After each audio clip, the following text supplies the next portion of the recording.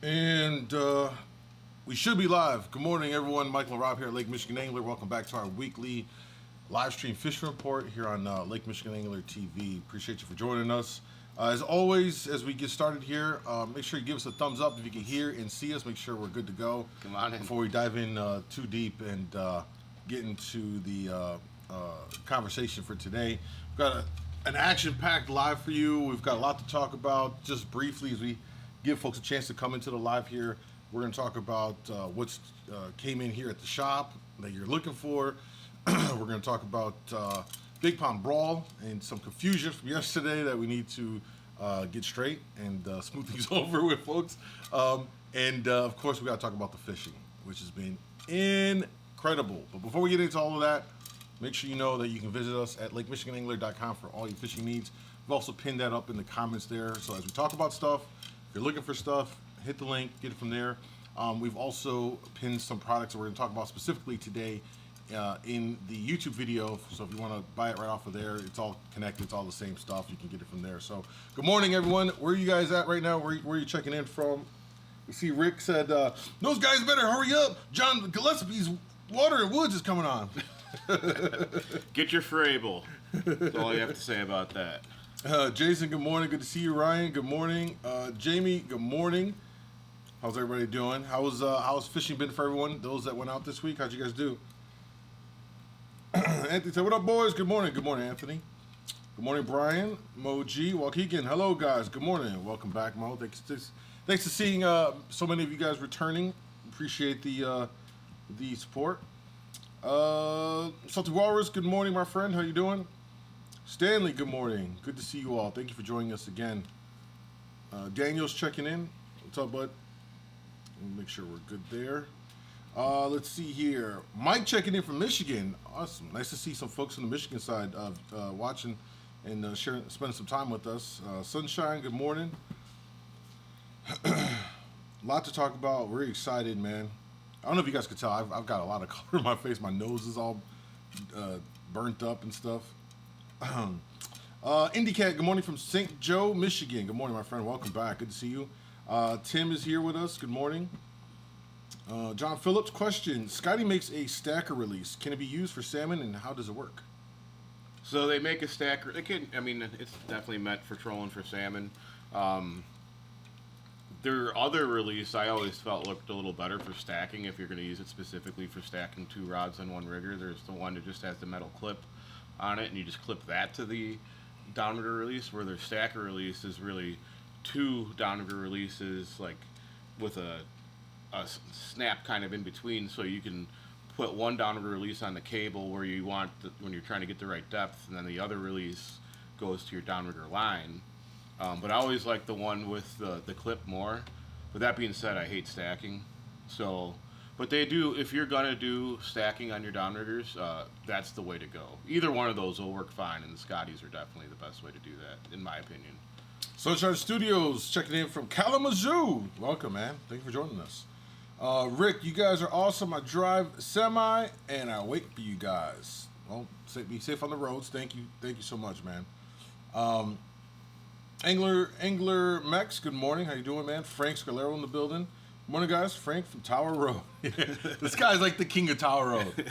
He's like the king of Tower Road in the kayak, for sure. What's up, Frank? Ryan Carter, we got 4 kings, 3 goals yesterday. A bit rough yesterday.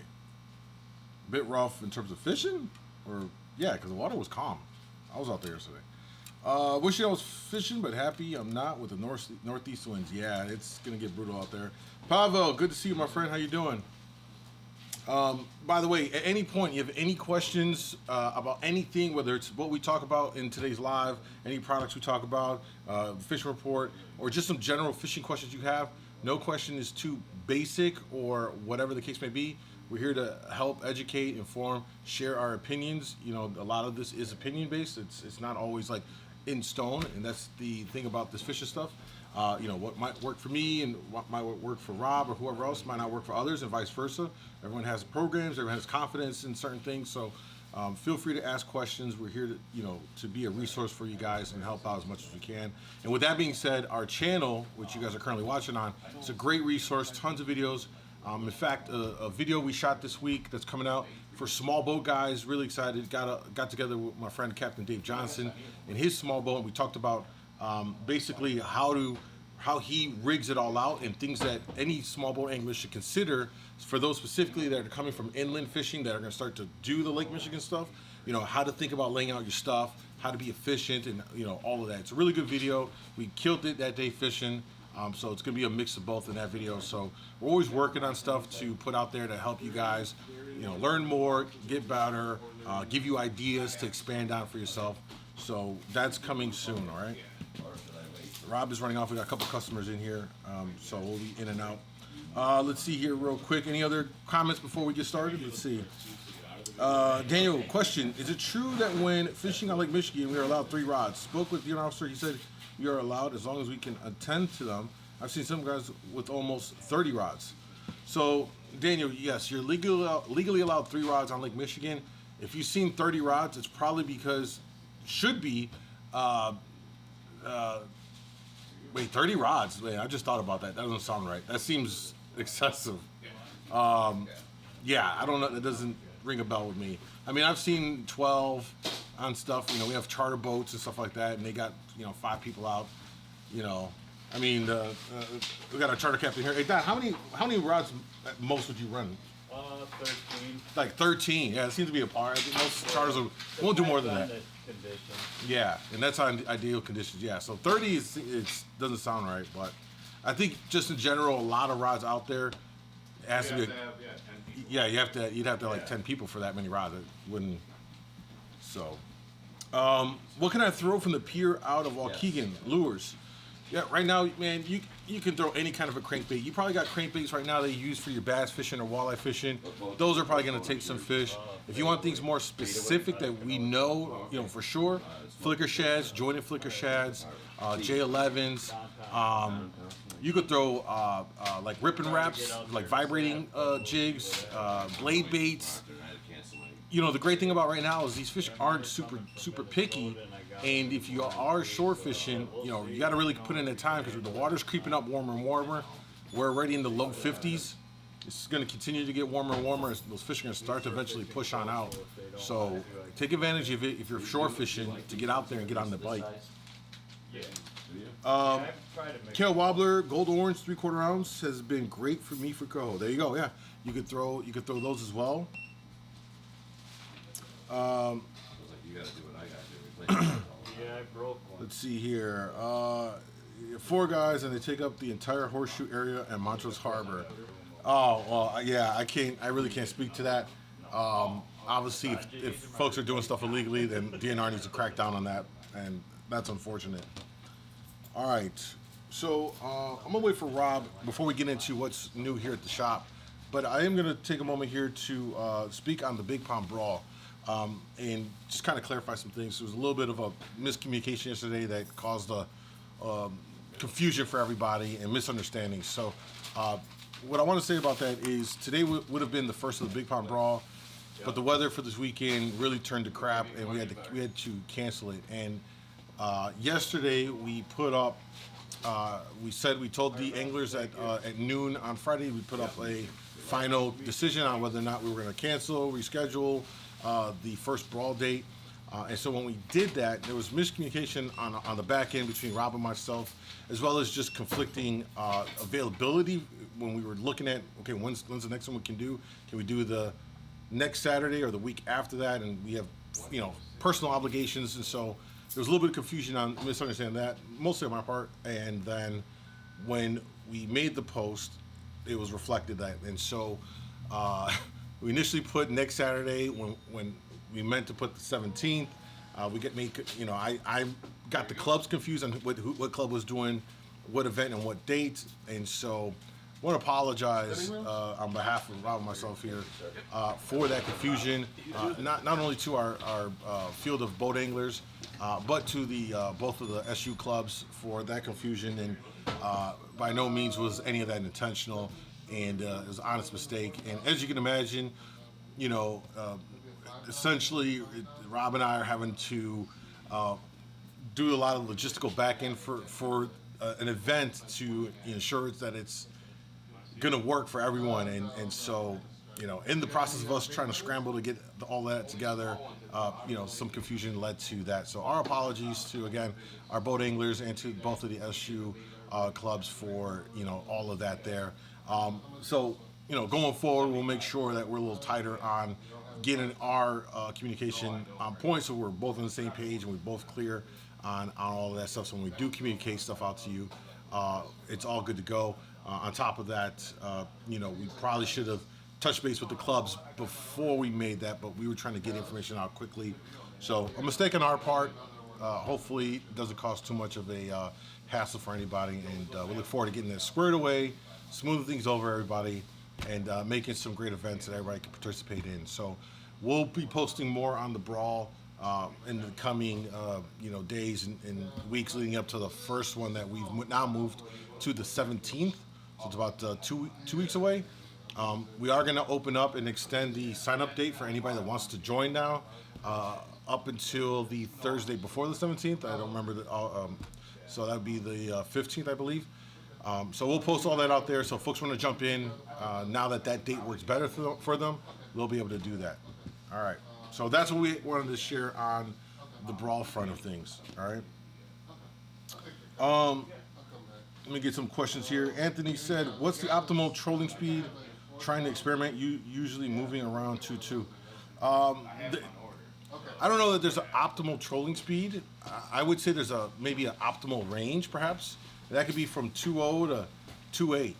It's a pretty wide range, and I think that anywhere from 2.0 to 2.8, you're gonna get bit. It's just a matter of on that particular day, on that particular kind of pattern, on that day, the currents on that day is going to determine whether the 2.0 speed is going to get your bites or the 2.8 speed.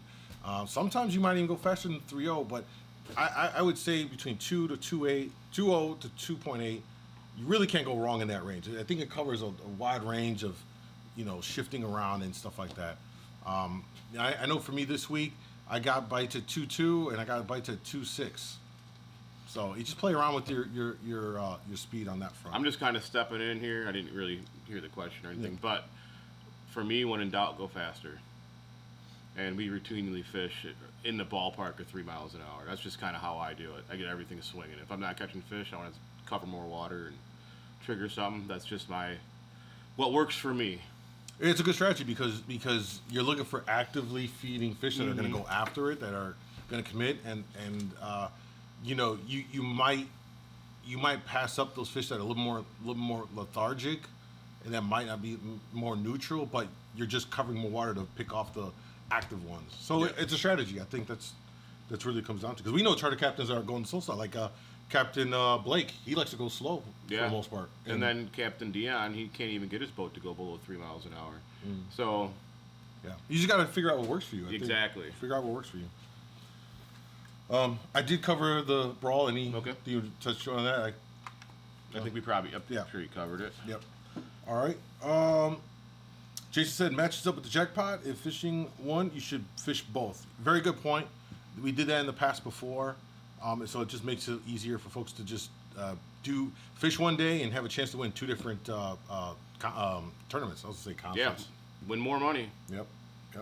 There's been people in the past that did really, really well in the jackpot, but they weren't in the brawl at the same time, and they lost out on some pretty good cash. Yep. Good morning, everyone. Good morning. Look to everyone fishing today. I don't think anybody's fishing today. I saw a few charters, some big boats out. Big boats, yeah. Yeah. All right. Dave Johnson said also change directions. Yeah, speed and direction. Yeah, you'll notice sometimes, especially a little bit later in the summer, you could be out in the middle of nowhere out there, and all the charters, no matter what depth they're in, they're all pointing in the exact same direction. Mm-hmm. And they figured out just the perfect angle to catch all the fish at. Yeah. All right.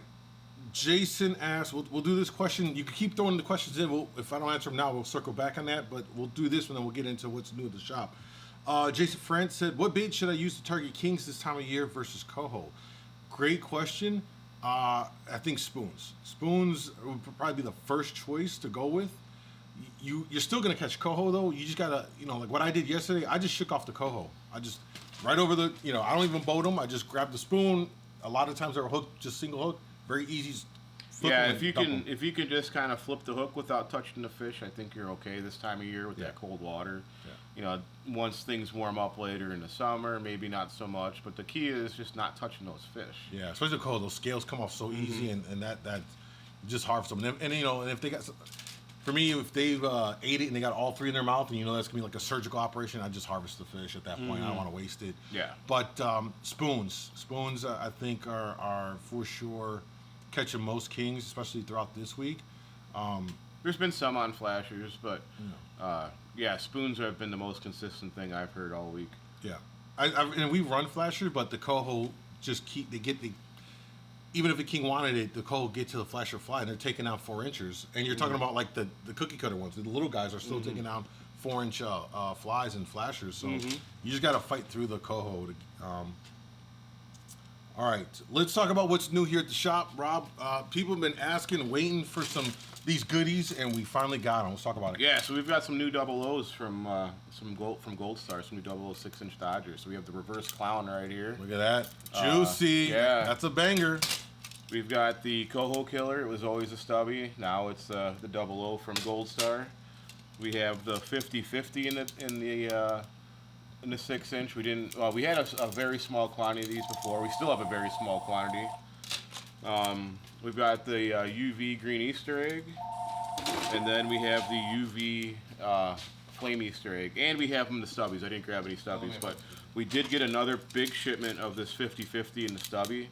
So for those that have been waiting for them, this is a much bigger shipment than the one we had last week. So get your hands on those while you can. And the other thing is we just loaded up on Adia bite hooks right here. We have them in the in size 2s, 1s, and 1/0. So get those while you can. They're really good this time of year with those cohos, flipping those hooks around a lot. So check those out. Those are the main things. We got more reels, more rods as usual, like weekly shipments of rods and reels in here. So if you need any of those, stop in or order them online or give us a call. Well, we got in Beckman nets, the rubber ones and the big ones. So if you need rubber nets for cohos, we have those. We have replacement bags for them as well. A lot of odds and ends. We had some more stinger spoons come in and a few spinning reels, but overall, loading up pretty good. Yep. Monday's been busy tying flies. We got a whole pile of flies here. Still working on getting them packaged and inventoried and everything, but we've got cop cars and green Liz's and blue, green, and golds and next gens. And we also sell them in Mardi 3 packs. Gras. Yeah, so, now we're selling them on 3 packs on rig. So if you don't want to buy them with the hook and the leader, if you want to use your own stuff, you can just buy the 3-pack unrigged. Yeah, we realize more and more that guys would buy them and they're like they want to do their own thing. So yeah, we're just gonna give you the flies and then you can buy the Adia if you want the Adia if you prefer that, or would use whatever line you prefer, right? So trying to empower you guys to pick whatever you want, really. So you can get those tied ready to go, which work great, or just do it yourself DIY with the 3 packs. Cool. So that's kind of what's going on there. Let me catch up on chat real quick. Let's see here. Daniel asks, how long should cured salmon eggs soak before changing them out? It depends on the cure. So whichever cure you're using, just go with what it says on the bottle, because some cures are longer than others. Okay.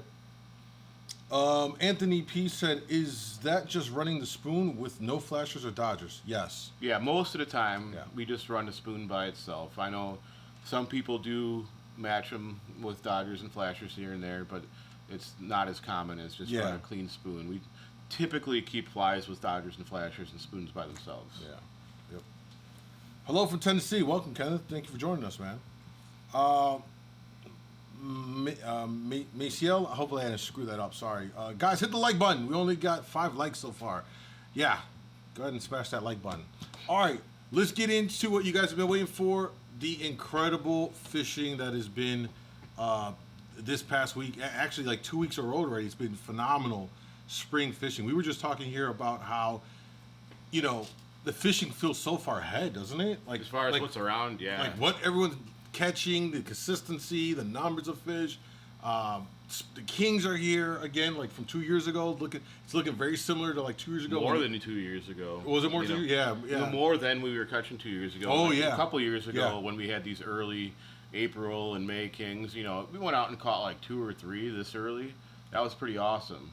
And right now, guys are just blowing that away. Yeah, it's incredible fishing. So let's talk about, Rob, the reports you got, and start there. Well, I think, you know, remember last week we had north winds again. We said, hey, don't worry, that makes fishing good. Yeah. After north wind, you're going to have some good fishing. Yeah. It worked. It was amazing. All week long, quick limits of cohos. And then, you know, hearing about kings here, kings there. Then all of a sudden, you know, 4 kings in a trip, 5 kings in a trip, to yesterday where we are 20 kings in a trip. And multiple boats catching between like 9 and 13 kings yesterday morning. It's absolutely incredible. Tons of cohos out there. Some steelhead. I'm hearing more and more steelhead. Yep. So it is some really, really good fishing going on. When it calms down, hopefully you guys can all take advantage of it. As far as what's working, you know, more cohos and shallower. So around here, we're hearing cohos anywhere from like 13 to, well, 13 feet and out, really. You know, a lot of people fishing from 13 to 20, 25. And there's some kings in there, but it's mainly, you know, 99% cohos in there and a lot of them. But then you can push out a little further, get into 30, 35, 40, 45. And that's where you're seeing still cohos, but also the kings, better numbers of kings, and a few other fish as well, occasional lake trout, occasional steelhead. But just absolutely fantastic fishing. There were even guys out yesterday. My dad was out jigging for him, just parked himself over a pot of bait, caught some fish, talked to somebody else who was casting power minnows, and he said he had the best time ever catching salmon, just casting a medium light spinning rod and I think an 1/8 ounce jig head, and following him around on his live scope. I don't even remember how many he caught. We heard somebody, you talked to somebody who hooked into 2 kings casting. Yeah. So absolutely fantastic fishing right now. But was working the toads, like you were saying. I don't know if you want to get into it. Anything toad pattern's been working. Bad toad here, the Mr. Chrome ones, all that. Yeah. So like Rob said, I mean, guys keep asking, you know, how do I get more kings? You kind of got to get away from the coho. So if you really want to go with the coho, staying closer, they're going to be tighter to those bait balls, and the bait's still in the shallows. They're in the harbors, but they're still sitting out in the teens. So those cohos are going to be in closer to them around that bait, and the kings are going to be on the outside of them. So if you're catching a ton of coho, you're probably in too close. Keep pushing out a little bit until you start getting less coho bites, and you're probably going to end up getting into some kings right there. Kings have been getting caught all the way out to 70 feet of water. So there's a kind of a wide area. You do kind of putz around in there. Focus on your spoons.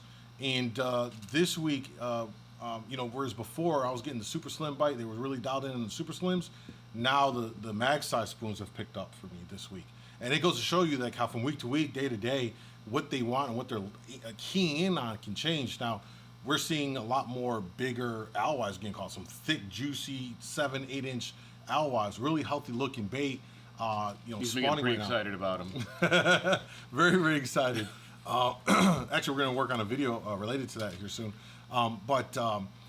Again, maybe those bigger guys showed up, which is why the kings are keying in on the mag size spoons. One thing I did notice for myself this week out on a small boat on the kayak was the bad toad pattern. If I can hold it up properly, that bad toad pattern has been really, really the most consistent pattern. The other day we were out, we soaked quite a, you know, one thing about me, if I fish on people's boat, they're going to tell you, man, Michael likes to switch out baits. So I'm always trying to test stuff out and try to figure out things, patterns, see if different things are working. And so we go through a lot of spoons. I was out there actually with Captain Dave Johnson, who's in the chat here. We went through a lot of different spoons, testing stuff out.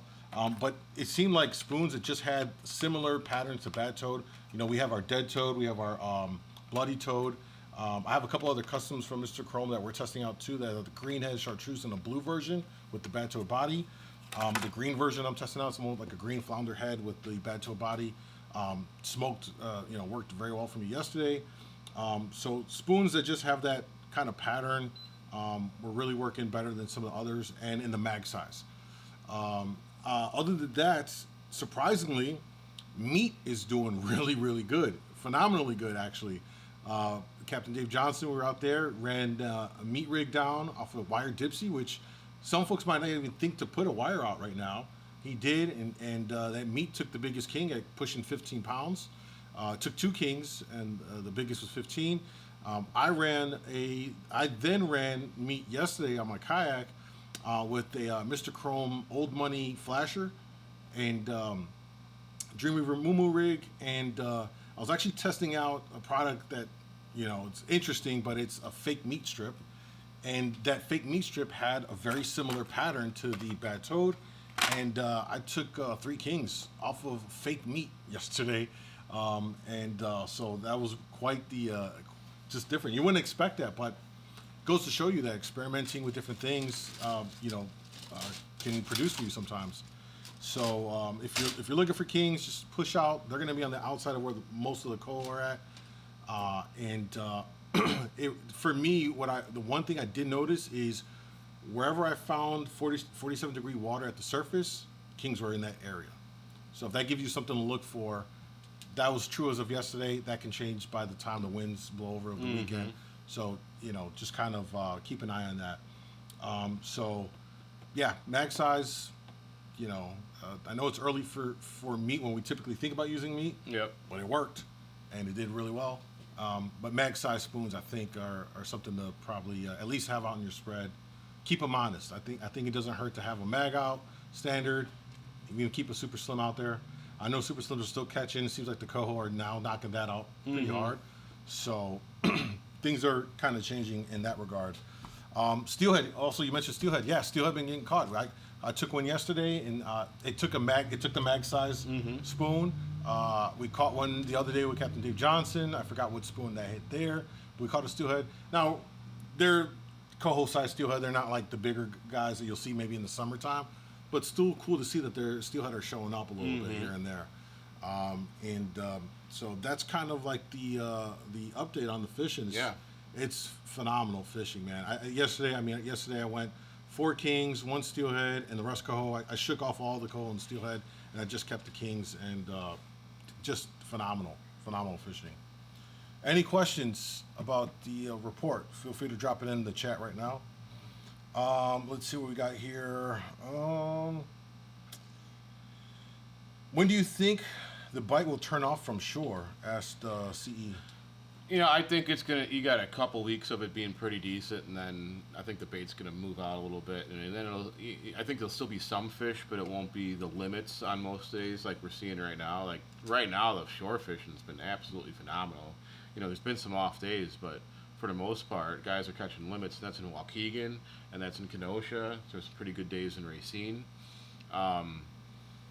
It's about as good as it really gets.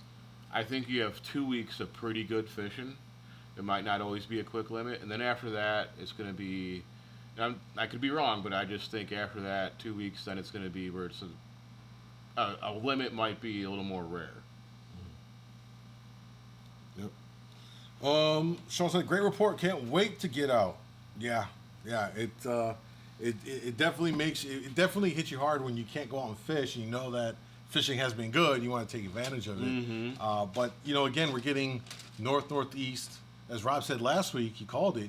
That helps to reset things, and so, we'll see after Sunday. I didn't think it was gonna be this good though. So. Yeah, no, it was incredibly good.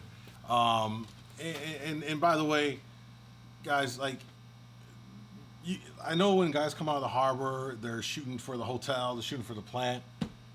It doesn't. I don't think at this point it matters. You can literally go straight out of the harbor, out of any harbor you're at, just start lines and just go north or south, and just cover those depth ranges, and you're going to catch fish. I think they're all spread up and down. I don't think they're concentrated. Like summertime, we'll start to see concentrations in certain areas where guys will go to the hotel, but right now, man, they're just everywhere. And so I wouldn't get so stressed over that. And with that being said, that's the reason why you don't have to crowd around other boats. Yeah, I was just gonna say, if it's me, I'm just going where I don't see boats. Yeah, you really will catch fish. I don't think we're at that time of year where they're tightly packed up somewhere. Yeah, there's a lot of fish out there. Yep, all up and down the shoreline. Anybody report on those new Moonmaster spoons or the new Mr. Chromes? Yeah, so as I mentioned earlier, I'm always testing stuff out. So the Moonmasters work. We caught fish with it. I can't say right now that it was catching more than regular spoons, but it caught fish. I mean, we caught coho on it. Didn't take king, mostly cohos right now is what we caught on it. Yeah. But so it works. Yeah, I've talked to a few people catching fish on them. Mm-hmm. So Yeah, we know Captain Caleb's running them. He's catching fish, so they work. They work. Or the new Mr. Chromes. Yeah, so I know some kings that were caught on the blackhead Mr. Trome, the dead toad. yeah, the bloody toad hasn't turned on just yet. In general, red hasn't. I haven't had any red stuff hasn't really done well. So it could just be a timing thing. Maybe that starts to turn on in the coming weeks. Sometimes these colors can be a big thing. In fact, we forgot to mention, greens have been better than blues right now in terms of spoons. We put stuff out. Spoons have more blue. Nothing really show for it. But, you know, like I said, bad toad, anything with green on it has been a bit better than other colors. Yep. So, again, maybe when that turns and they start taking more red on, then that bloody nose will take off. But, so yeah, something to point out there. So I said, yeah, usually I just hang one red out, stealthy, a bit deeper to see when it starts going. Yeah, exactly. Yeah, some of these colors have their time, for sure. David said, I love my Catalina 30 reels and ugly sticks from you guys. There you go. Yep. Catalinas are nice, man. Very nice reel. Yep. Ugly sticks you can't beat for, you know, I like them on the riggers, especially. Those are really nice for the rigger rods. Yeah, those Catalinas are one of my all-time favorite reels. Yeah. We're still using some on our boat that were from the original Catalinas over 20 years ago, and they work fine. Yeah. I mean, you get what you pay for. It's a quality reel. Yeah, Very yeah. quality. All stainless steel. Mike and Natalie, just finishing up rigging my rods, heading up to Lake Superior tomorrow morning to chase some awesome. cohos. Awesome. Awesome. Any other questions, guys? Anything you want to talk about that maybe we didn't cover? Anything that's on your mind? Now's the time to put it in the chat as we wind it down here. We covered a lot of stuff. If you need anything, especially the double O's, Rob, I'm going to show them again. The double O's are in for the Gold Star Silver Horde in all these different patterns, the 50-50 there, the reverse clown, all the coho killers, all these types are all available right now on our website. You can also... As well as the stubbies. Yeah, as a stubbies, yep, they're all in. We got a ton of them in there. They're all available on our website. They're also pinned to the products on the live stream. You can go access them there as well, whatever works for you. But they are in, and they will go fast, more importantly. So if you need one or two, now's the time to go ahead and grab that. So I'm not seeing any other questions. Seems like everyone's good to go. So again, we appreciate your time. Thank you for joining us here. Jason said, if you're in the store and don't see something, ask. It might be in a box on the floor. It's true. It is true. It is true. I got most of it put away this morning and yesterday, but you never know what you might find. Yep. Yep. So, I'd said, I just want to fish for smallies. Now's the time for the smallies. Those harbors are in the low 50s. Prime time for smallmouth fishing. In fact, a sales rep from Shimano, did you see this? Yeah, Kyle. He caught a smallie out of Burnham, which is my favorite, in Chicago. That was 1 ounce shy of the state record, the Illinois state record. Just a football pig. Now's the time. If you're going to go chase smallies, go down to Chicago. Go fish anyone from Montrose to Diversey, every Chicago harbor, Monroe Harbor. You can work the entire shoreline and you will get smallmouth. They are there. So now's the time. Make a trip of it and go whack them. Slooky said, thank you for all the info, brothers. Not a problem. Thank you for joining us. Thanks, guys. Good luck. Stay safe as always. You as well. That's a fish of a lifetime. It is. I think there's bigger fish. I think there's 8+ smallies in Chicago. That habitat down there is prime for smallmouth, and I know there's an 8-pounder in those waters. Just got to fish for them. They don't get enough. Not enough people fish for them, so they're underfished species in that area. So, all right, guys, that's gonna wrap it up for us. We'll be here at the shop. Come by, say what's up to us. Come pick our brains here. We'll be here till 4 today. If you need anything, you know where to reach us. Thank you for joining us. Have a great rest of your day, guys, and we'll see you next week. Take care.